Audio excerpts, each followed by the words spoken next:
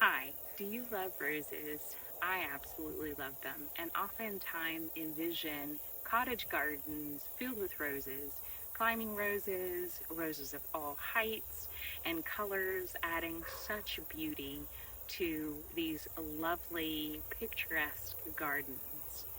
Today, I wanted to share with you an unboxing, if you will, of a selection of 12 different roses that I got this week. I also want to share with you why I'm adding it to our garden and a couple of things to keep in mind that can be concerns unless there's a careful watch over having these particular roses. I'm Sarah Copeland from Jackson Creek Farm. We are located in Winsboro, South Carolina, and we are in Zone 8A. Now, our microclimate is quite different from, say, the Pacific Northwest, which is also considered 8A. Our microclimate tends to be consistently much hotter and way more humid, which plays heavily into the decisions that we as a farm make in terms of the things that we add to our garden. And with that, I'll start off by sharing one of our biggest concerns when we are growing roses is because of the humidity and the heat factor. The roses in our area often struggle with things like powdery mildew or black spots.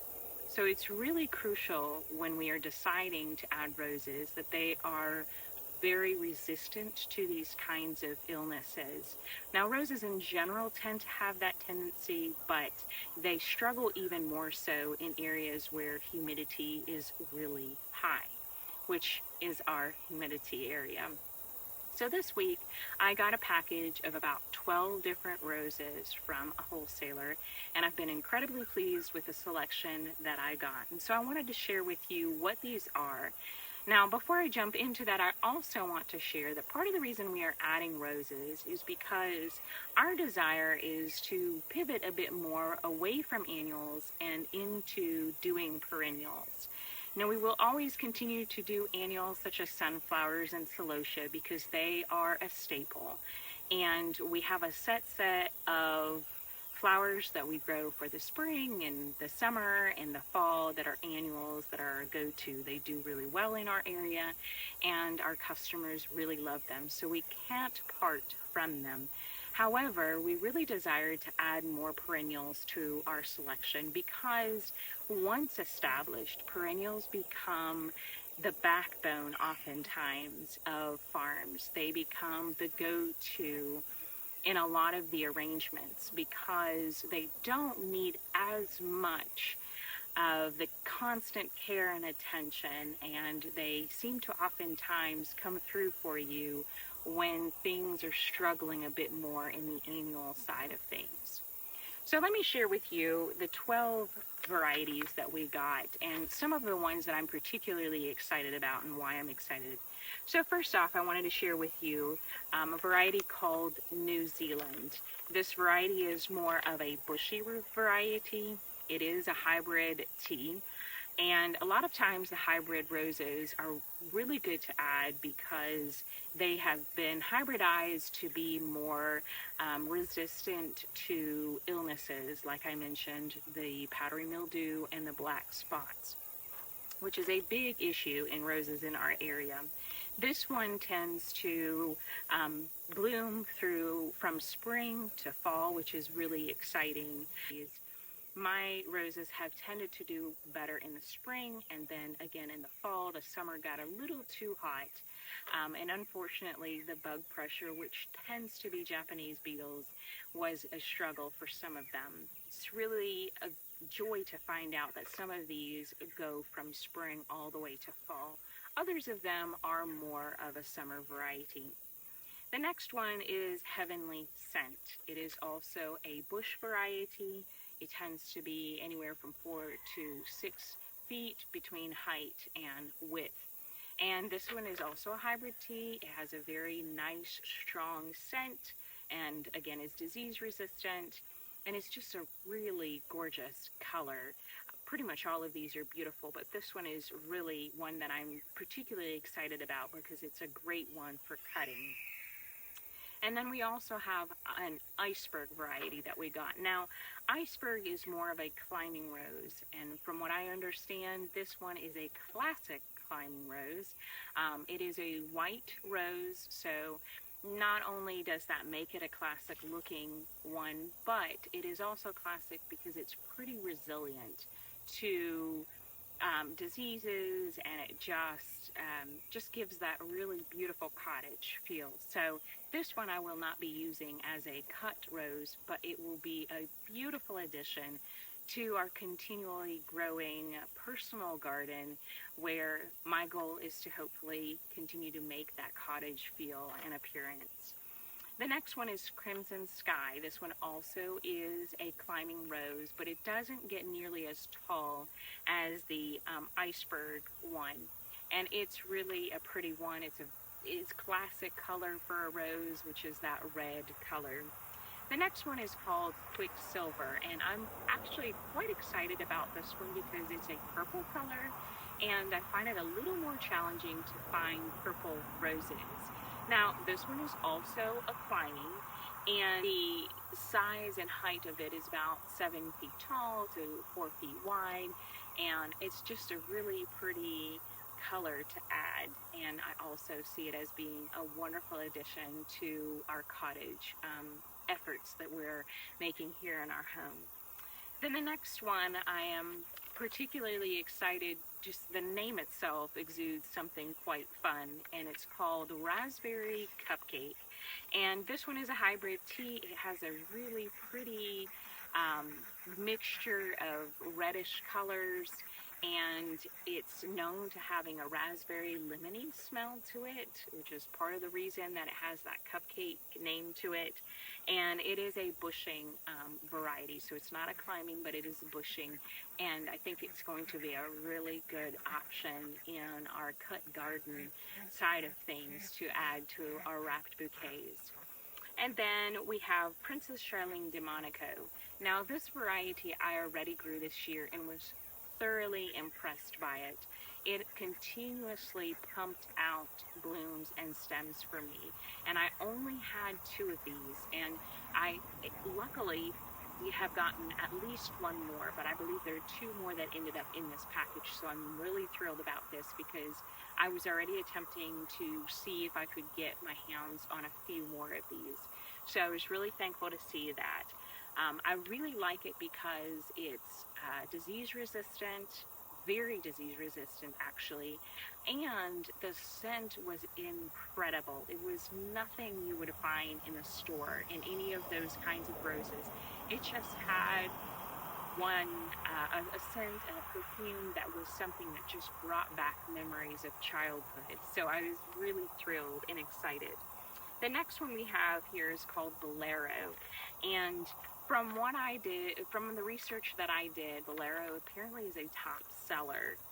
It's one that is highly recommended to be added to pretty much any garden. So I'm actually really looking forward to it. It's a really pretty color. It is more of a bushing variety, so I'm kind of thankful for that, that it's not necessarily a climbing rose, because most of these bushing varieties means that I can add them to our wrapped bouquets that we offer. Then the next one is Cinnamon Dolce, I believe is how you say this one. This one is highly fragrant, and I'm actually excited about highly fragrant roses because I think a lot of people just have not been exposed enough to fragrant roses.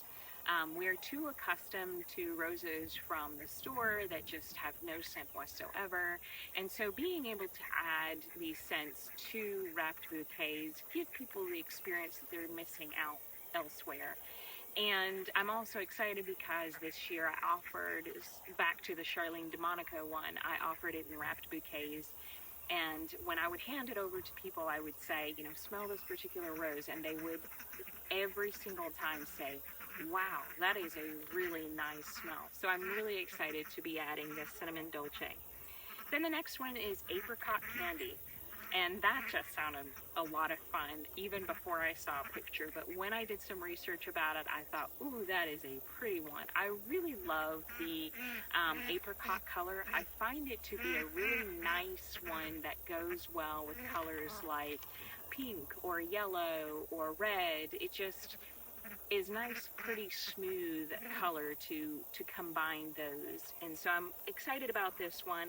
It's known for having more of a spicy fragrance to it, but it's not a super strong one. So I'm glad for that as well, because if I had too many fragrant roses, I think it would probably be a little bit of a struggle. People would feel like it's just too overpowering, especially if they ever choose to order just a wrapped bouquet of strictly roses, which is what I hope to, in a few years, be able to offer.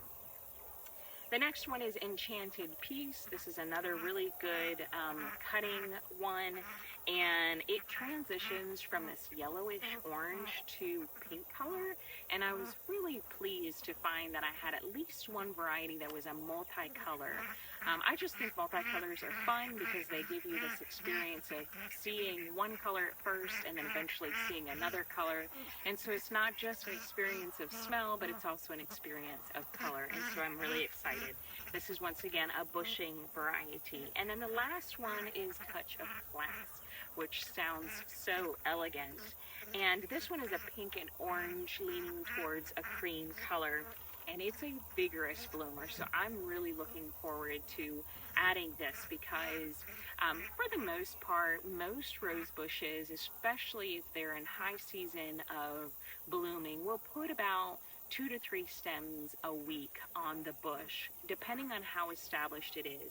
I imagine that the more established, the more stems, but that was my experience this year, especially with the Charlene de Monaco. And so I felt like I needed more roses in order to actually have a whole, bunch of 10 or 12 to be able to sell to a customer. However, I had enough to be able to include at least one in special arrangements or for our CSA. So my goal in adding these roses to our garden not only is to have more perennials, but roses tend to be a little bit tricky to grow, and many flower farmers tend to shy away from doing roses because they find that it's not nearly as profitable, primarily because they're not as prolific. And so they don't tend to work too much in trying to expand their garden selection in the area of roses. But because of that, I feel much more inclined in adding the roses because there are a number of growing local florists searching for more local flowers, and that also includes the classic roses. A lot of people want roses, whether it's part of their special orders or wrapped bouquets or special events like weddings or proms or different things like that. They want it, but they can't get it locally, and so they end up sourcing it elsewhere. And I am all about being able to provide things locally because my heart's desire is that more and more people see that things right here close to them are where they can get the most beauty. And if you speak to any florist, you'll be quick to find that the quality isn't always the best when they are imported, and the fragrance is lacking. And so for plants like roses that have so much fragrance, being able to offer that locally is just an incredible opportunity. So if you're considering adding more perennials, I would highly encourage you to do some research on varieties for roses and maybe even searching for some wholesale options. I was able to get these 12 in a wholesale opportunity, and I feel like I hit the jackpot because the prices were incredible. And I know that there will be something that will be permanent, even though out of these 12, I only actually am going to use 9 of them because 3 of them were climbing roses. I already had about 3 from this past year that I invested as a test and was incredibly pleased. So I would have a total of 12 roses to choose from and hopefully continue to grow my selection. I hope this was really helpful for you, and if you have any questions or recommendations, feel free to put that in the comments. And if you really liked this and found it informative and helpful, please follow our page and subscribe, and please make sure to share, because our goal is to be able to help those who are growing in zones similar to ours to be able to know how to grow in this area, because it's very unique and special area of the country. So I look forward to being able to see you next time.